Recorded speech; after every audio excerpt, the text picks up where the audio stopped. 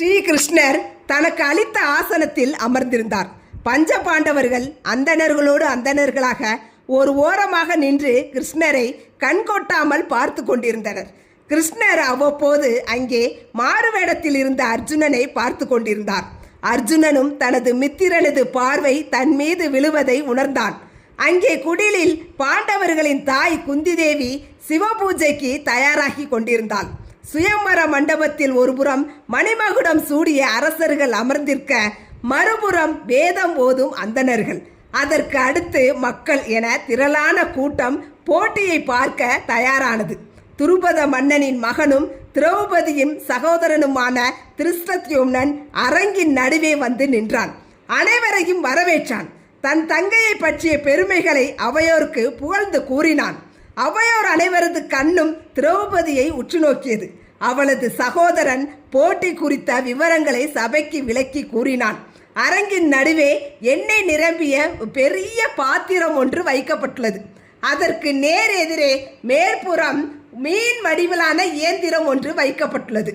அரசர்களே, இதோ மேலே உள்ள இந்த இயந்திரத்தில் உள்ள மீன் விடாது சுற்றி வந்து கொண்டு இருக்கும்.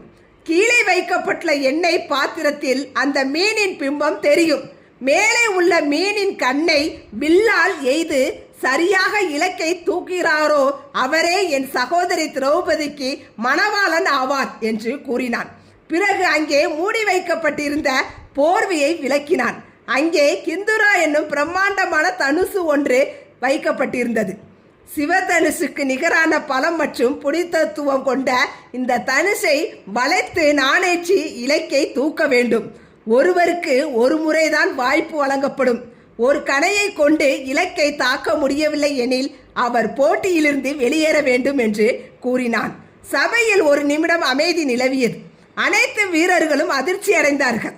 நடக்கவிருப்பது சாதாரண போட்டி அல்ல. அசாத்தியமான வில்வித்தையும் மன ஒருமைப்பாடும் இருந்தால் மட்டுமே சாதிக்க முடிய காரியம். அதாவது உலகில் தலை சிறந்த வில் வீரர்கள் மட்டுமே இந்த போட்டியில் வெல்ல முடியும் என்பதை உணர்ந்தனர். துரியோதனன் அப்போதே நம்பிக்கையை கைவிட்டான். இது ஏமாற்று வேலை என்று புலம்பினான். பல வீரர்கள் கிந்துராவை தூக்கவே முயற்சி செய்து தோல்வியுற்றனர். துரியோதனன் கதாயுத போரில் வல்லவன், ஆனால் வில்வித்தையில் கத்துக்குட்டி. எனவே அவன் முயற்சிக்கவே இல்லை.